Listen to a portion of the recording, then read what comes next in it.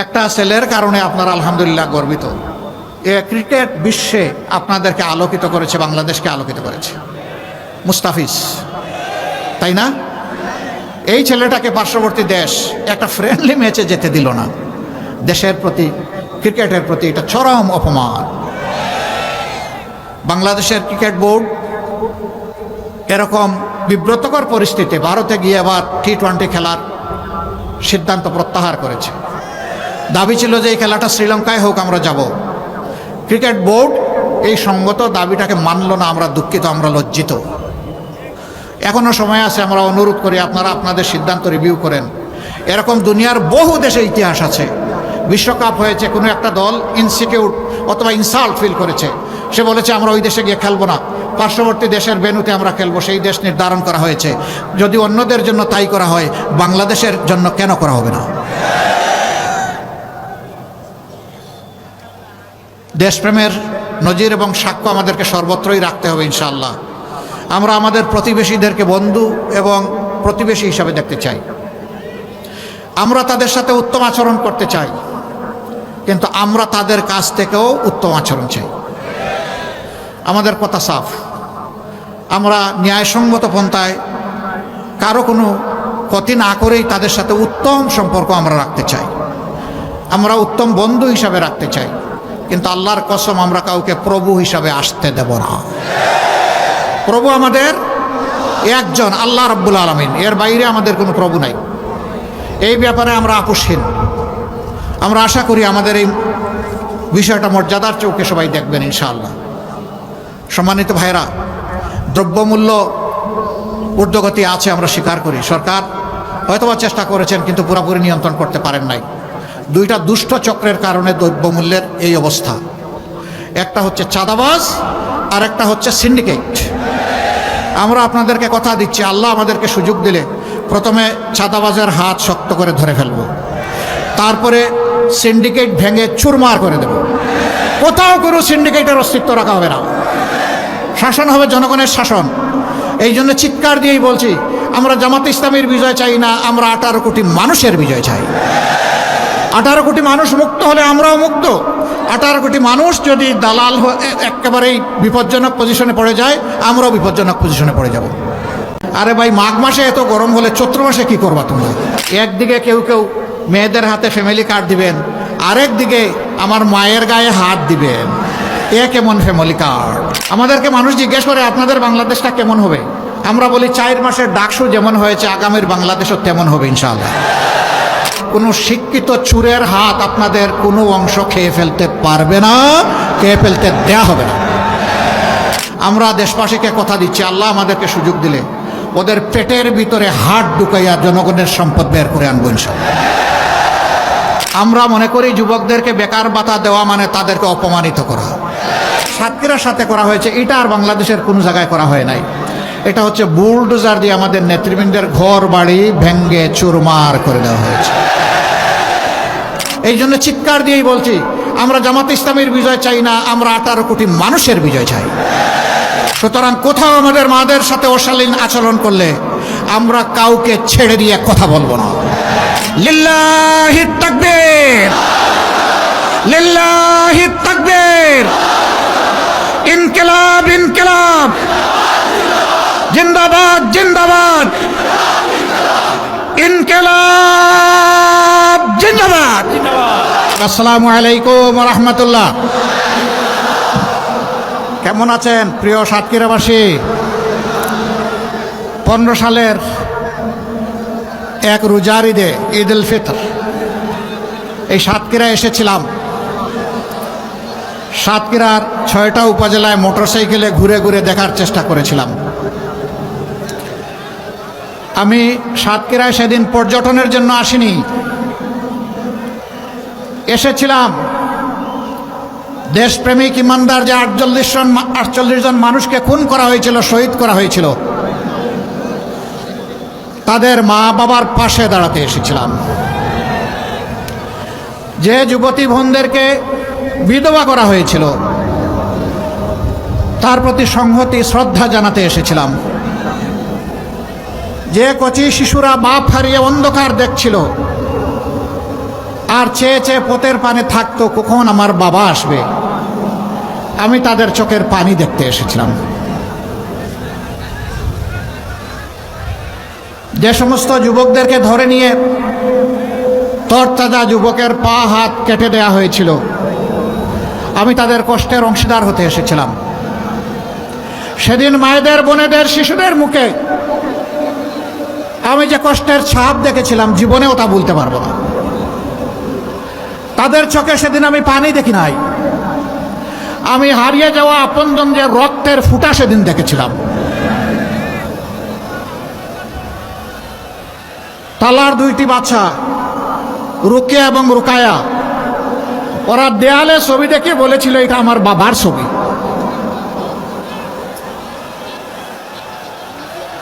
আমরা দুইজন বয়স্ক মানুষ এসেছিলাম।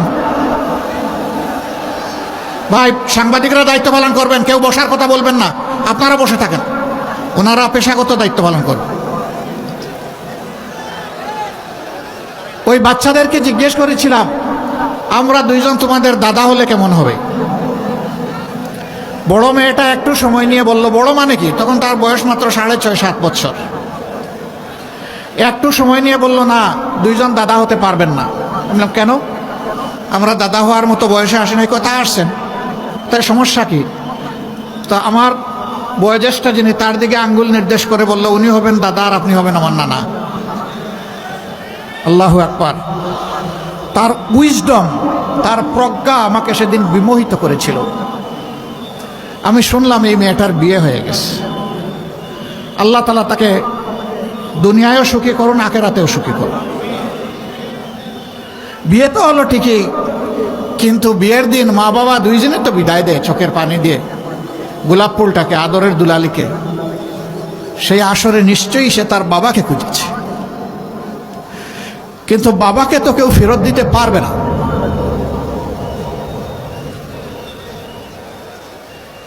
কিছু সংখ্যক মা বলেছিলেন, আমার সন্তানের কি দোষ, তারা মানলো কেন? আমি বলেছিলাম, আপনার সন্তানের দোষের জবাব আল্লাহ দিয়েছে। ওমা নাকামু মিনহুম ইল্লা আইয়ুমিনু বিল্লাহিল আজিজিল হামিদ। আপনার সন্তানের এর ছাড়া আর কোনো দোষ ছিল না। সে আল্লাহর উপর ঈমান এনেছিল এবং বলেছিল, দুনিয়ায় আল্লাহর কর্তৃত্ব ছাড়া কাউকে আমি কর্তৃত্বশালী মানি না। যেহেতু আল্লাহ তাআলা সমস্ত নিয়ামত দিয়ে আমাদেরকে অলংকৃত করেছেন, এই জন্য তার ছাড়া কারো প্রশংসা করি না। কোনো নেতার নয়, কোনো নেত্রীর নয়, প্রশংসা হবে একমাত্র আলহামদুলিল্লাহ রব্বুল আলামিন। সকল প্রশংসা একমাত্র রব্বুল আলামিন আল্লাহ। এইটাই আপনার সন্তানের দোষ ছিল, অপরাধ ছিল। একজন মা বললেন, তাহলে সেই অপরাধ তো আমারও। আল্লাহ কি এই জন্য আমাদেরকে ভালোবাসবেন? আমি বললাম, নিশ্চয়ই। আপনার যে সন্তান আল্লাহকে ভালোবেসে দিনের জন্য তার জীবন দিয়েছে, রক্ত দিয়েছে, আপনাকে এবং আপনার সন্তানকে আল্লাহ ভালোবাসেন। আমরা দোয়া করব আল্লাহর ভালোবাসার মানুষ যেন আপনারা হতে পারেন। তখন তিনি বললেন যে, কলিজার ভিতরে একটু শান্তি অনুভব করছি। সম্মানিত ভাইয়েরা, শুধু কি সাতক্ষীরা? হ্যাঁ, বাংলাদেশের মধ্যে সবচেয়ে বেশি অপরাধ করা হয়েছে সাতক্ষীরায়।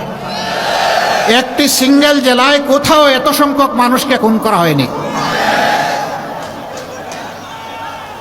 বিচার আমরা দুনিয়ায় পাবো কিনা জানি না, তবে বিচার ইনশাল্লাহ আমরা আখিরাতে পাবো। শহীদের এই রক্তবেঝা 6টি উপজেলায় যখন ঘুরছিলাম, তখন আমি জিজ্ঞেস করলাম যে রাস্তাঘাটের এই অবস্থা কেন? বলে যে সরকার এই দেশের অংশ, এটাকে স্বীকার করে না।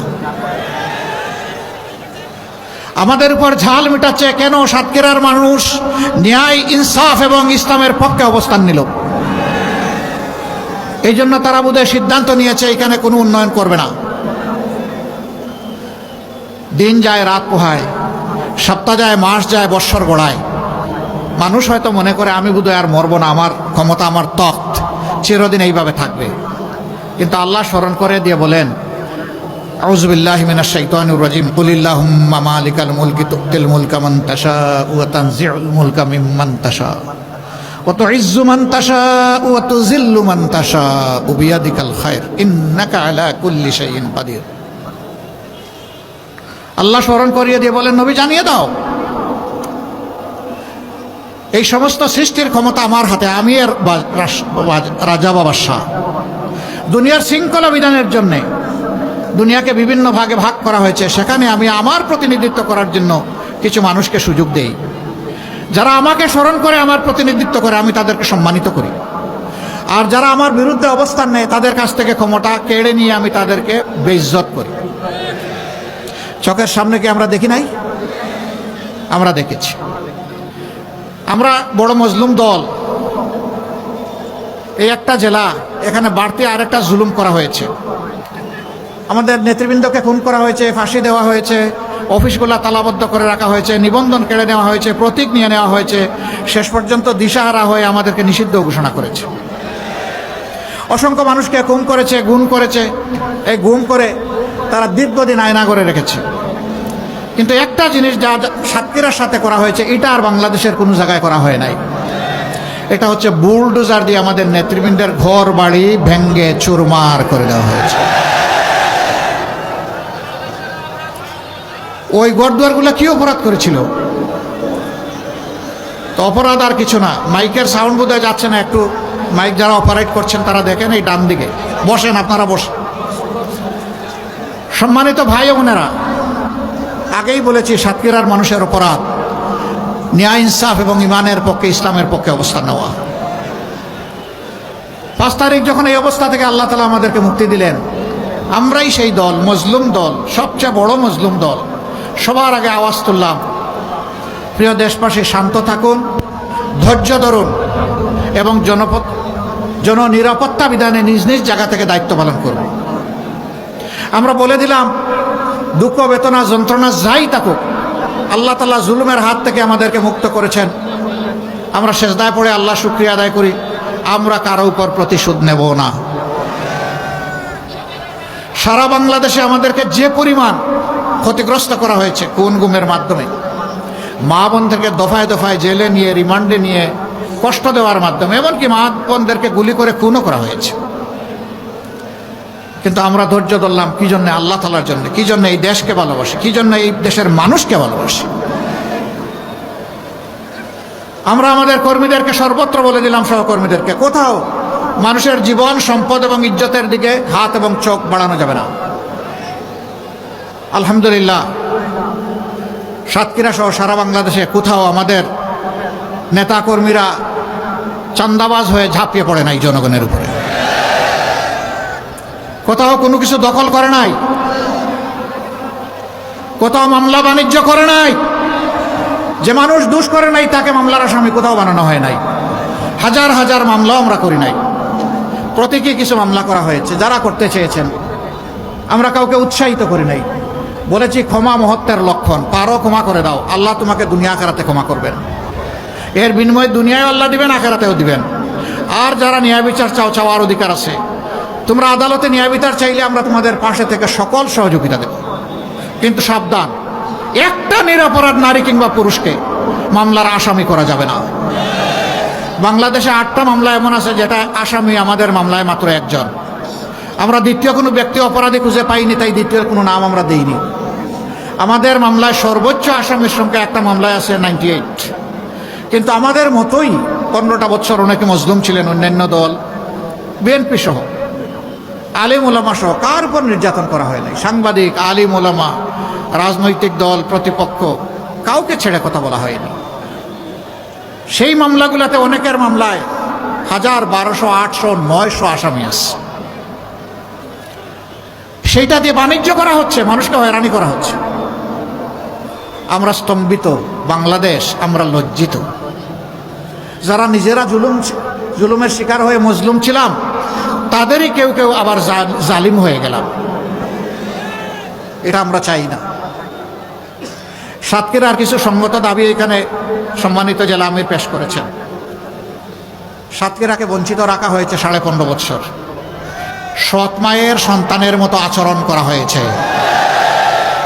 আমরা আপনাদের কাছে আহ্বান জানাই, অনুরোধ জানাই, সাতক্ষীরার 4টা আসন ইনশাআল্লাহ আপনারা ন্যায় এবং ইনসাফ কায়েমের জন্য, জনগণের সরকার কায়েম করার জন্য, দিনদার সরকার কায়েম করার জন্য, মদিনার শাসনের আমলে একটা সুশাসন কায়েম করার জন্য আপনারা যদি আমাদেরকে উপহার দেন তাহলে আপনাদের প্রতি আমরা গভীর কৃতজ্ঞতা প্রকাশ করব এবং এই ঋণ পরিশোধ করার জন্য পুরা সময় জুড়ে আমরা চেষ্টা করব ইনশাআল্লাহ।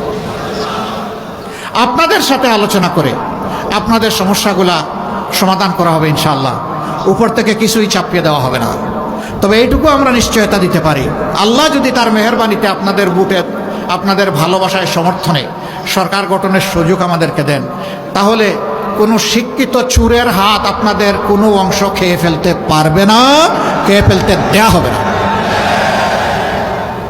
এই দুঃখী বাংলাদেশের সম্পদ লুট করে কিছু লোক, কিছু রাজনৈতিক দুর্বৃত্ত এবং কিছু লোক জনগণের সেবক হয়ে এমন এমন কাজ করেছে যে তারা দেশের সম্পদ লুণ্ঠন করে বিদেশে পাচার করেছে। 28 লক্ষ কোটি টাকা বাংলাদেশ ব্যাংকের হিসাবে, যার ডকুমেন্ট আছে, আর যেটার ডকুমেন্ট নাই তার কোনো হিসাব নাই। আমরা দেশবাসীকে কথা দিচ্ছি, আল্লাহ আমাদেরকে সুযোগ দিলে ওদের পেটের ভিতরে হাত ঢুকাইয়া জনগণের সম্পদ বের করে আনবো ইনশাআল্লাহ। যা পারি, যতটুকু পারি, কোনো ক্ষমা নাই এই ব্যাপারে। জনগণের সম্পদ লুণ্ঠনকারীর ব্যাপারে আমাদের কোনো দয়াও নাই, ক্ষমাও নাই। এখানে আমরা কঠোর, আপোষহীন।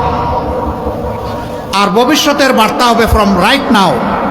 যেদিন এই সরকার শপথ নেবে, অতীতে যা করেছে ওইটা পরে দেখা যাবে, এখন থেকে কেউ আর কালো টাকার দিকে হাত বাড়াতে পারবে না। আমরা সম্মানের সাথে সকল পেশার, সকল শ্রেণীর রাষ্ট্রের সেবক, কর্মকর্তা, কর্মচারীদেরকে বাঁচার পরিবেশ তৈরি করে দেব।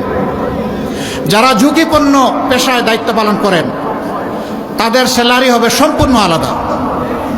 যিনি 9টা 5টা অফিস করেন, যার জীবনের কোনো ঝুঁকি নাই, নিরাপত্তার সাথে গিয়ে দায়িত্ব পালন করে আসেন, আর যে 24 ঘন্টা রাউন্ড দ্য ক্লক 2 চোখ তার খোলা রেখে দায়িত্ব পালন করতে হয়, তাদের উপরের বেতন কাঠামো এক হওয়া চরম বেইনসাফি। আমরা অবশ্যই এটা দূর করব। ইনসাফ কায়েমের অর্থ এটা নয় যে সবাইকে সমান দিতে হবে। ইনসাফ কায়েমের মানে হচ্ছে সবাইকে তার ন্যায্য পাওনা দিতে হবে। ইনশাআল্লাহ আমরা সেটাই করবো, আল্লাহ যদি তৌফিক দেন। সম্মানিত ভাইরা, এখন তো মাঘ মাস নাকি না, সাতক্ষীরা চৈত্র মাস, মাঘ মাস। তারপরে আজকে রোদ একটু কঠিন, আমরা দুঃখিত। আল্লাহ তাআলা এই ত্যাগের বিনিময়ে আপনাদেরকে দান করবেন। ইলেকশন হবে ইনশাআল্লাহ আগামী 12 তারিখ। 2টা ভোট আমরা দেব। সারা বাংলাদেশে জনগণের স্রোত তৈরি হয়েছে ন্যায় এবং ইনসাফের পক্ষে, পরিবর্তনের পক্ষে, বস্তা পচা রাজনীতির বিপক্ষে, দুর্নীতির বিপক্ষে, ফ্যাসিবাদের বিপক্ষে, জুলুমতন্ত্রের বিপক্ষে, মা বোনদেরকে বেইজ্জত করার বিপক্ষে, ইজ্জত দেওয়ার পক্ষে। কিছু মানুষ এই অবস্থা দেখে তারা মাথা গরম হয়ে গেছে। আরে ভাই, মাঘ মাসে এত গরম হলে চৈত্র মাসে কি করবা তোমরা? ঠান্ডা থাকো। বাংলাদেশের যুবকেরা জানিয়ে দিয়েছে রায় দিয়ে, আমরা ইনসাফের সাথে আছি, আমরা পরিবর্তনের বাংলাদেশের সাথে আছি। সংস্কার যারা জানে প্রাণে চাইবে, আমরা তাদের সাথে আছি।